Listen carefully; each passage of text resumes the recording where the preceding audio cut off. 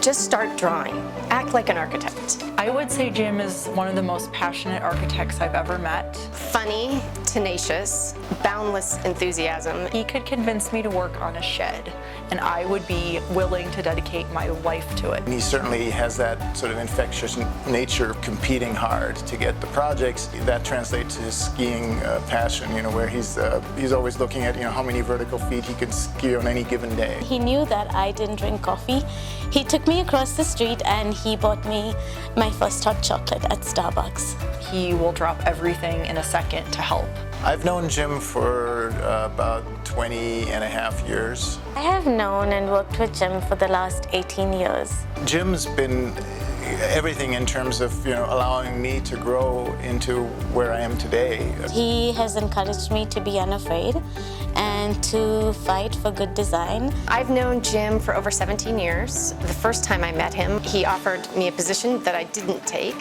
My first time meeting Jim was during my job interview over in the Equitable building. I was going through my student portfolio and he just gets so excited, and I really appreciated that someone cared about this stupid little project that I had done in school. We first started working together on the Pittsburgh Renaissance Hotel and traveling, and that was very exciting for an architect who had been working a little bit in Germany, but more or less right out of school. The most memorable project, I always say, is the Maven. He knew that we could push the limits on this project. When it was under construction, he would walk over there almost every day and send me photos and tell me, this is a damn good building.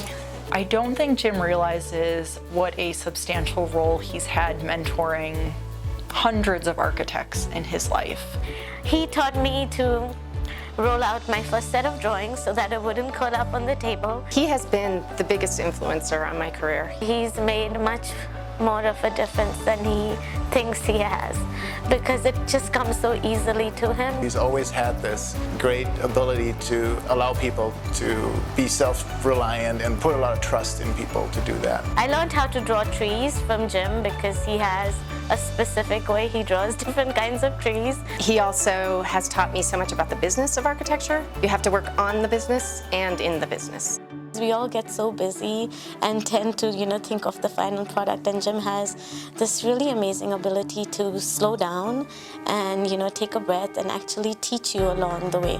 I still learn from him. He has told me over the years that running a business is about the employees. It's clear that he's not just saying that, he truly means that. We have a very high number of women in our firm, giving people the ability to really write their own story as mothers or as parents and still excel and really have meaningful roles. He had the vision to say, I want this firm to not just be a firm where I start a career and end a career, but I want it to be a lasting thing that goes beyond that. He understands the role that he and his firm is playing in shaping Denver. He really believes in Denver. I wish that he would take a moment and really realize just the impact that he's made. Jim's legacy is the creation of some of the better hotels that exist in Colorado and beyond that have stood the test of time. His biggest legacy is JNS. The people that have walked through these doors and learned from him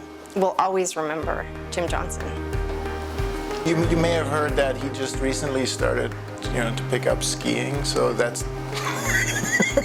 I really don't think he understands what a huge impact he has made on not only our firm, but Denver. He's leaving behind a firm that is confident and a firm that has all these amazing opportunities ahead of them. We've learned a lot from each other over the years. Any improvement that we make, we say it's more better. And I think Jim leaves Denver and Colorado with what he's designed and what he believes in as being more better. It's an amazing career. In Jim's words, I would say fucking brilliant. I don't know if you can say it.